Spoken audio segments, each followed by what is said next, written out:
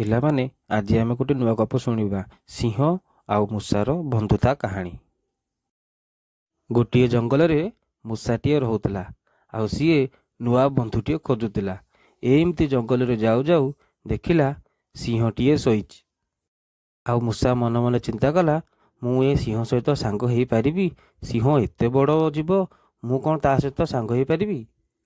ଆଉ ତାପରେ ମୂଷା ଯାଇକି ସିଂହ ପାଖରେ ସିଂହକୁ ଡାକିଲା, ସିଂହ ଭାଇ, ଓ ସିଂହ ଭାଇ, ମୋ କଥା ଟିକେ ଶୁଣ।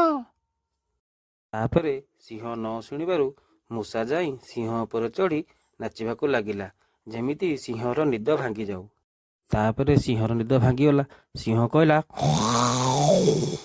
ତୁ କିଏ ରେ? ତୋତେ ଆଜି ମୁଁ ପଞ୍ଝା ତଳେ ଯାବି ମାରିଦେବି। ତାପରେ ମୂଷା କହିଲା, ନାଇଁ ନାଇଁ, ମୋତେ ମାରନା। ମୁଁ ତମ ସହିତ ସାଙ୍ଗ ହେବି ବୋଲି ଆସିଥିଲି, ହେଲେ ମୁଁ ଜାଣିନଥିଲି ତମେ ମୋତେ ଏମିତି ରାଗରେ ପଞ୍ଝା ପକାଇଦେବ ଆଉ ଏବଂ ମାରିବାକୁ ଚେଷ୍ଟା କରିବ। ମୋତେ ମାରନା, ମୋର ଭୁଲ ହେଇଯାଇଛି, ମୋତେ ଛାଡ଼ିଦିଅ। ହଉ ହଉ, ଛାଡ଼ିଦିଅ। ସିଂହ କହିଲା, ତୁ ଗୋଟେ ସାମାନ୍ୟ ମୂଷା, ମୁଁ ତୋ ସହିତ ପୁଣି ସାଙ୍ଗ ହେବି? ହା ହା ହା, ହଉ ଯା, ତୋତେ ଛାଡ଼ିଦେଲି। ଆଉ ତାପରେ ମୂଷା ତା ବାଟରେ ଗଲା, ସିଂହ ମଧ୍ୟ ତା ବାଟରେ ଗଲା। ଏମିତି ସିଂହ ଯାଉ ଯାଉ ବାଟରେ ଗୋଟେ ଜାଲରେ ପଡ଼ିଗଲା।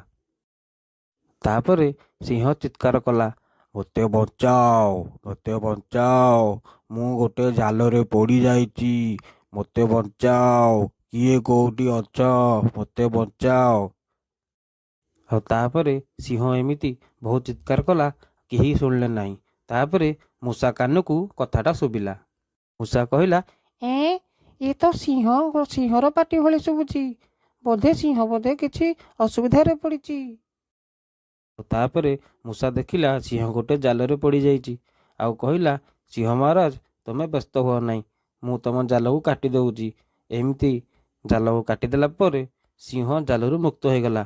ଆଉ ସିଂହ ମୂଷାକୁ କହିଲା, ମୋତେ କ୍ଷମା କରିବ ମୂଷା ଭାଇ, ମୁଁ ତମକୁ ସାନ ଆଉ ଦୁର୍ବଳ ଭାବି ତମ ସାଙ୍ଗ ହେଲି ନାହିଁ, ମୋତେ କ୍ଷମା କରିବ। ଆଜି ମୁଁ ବୁଝିପାରୁଛି, ସାନ ହେଲେ ବି ଦୁର୍ବଳ ହେଲେ ବି କାହାକୁ କିଛି କମ୍ ଭାବିବା ନୁହେଁ।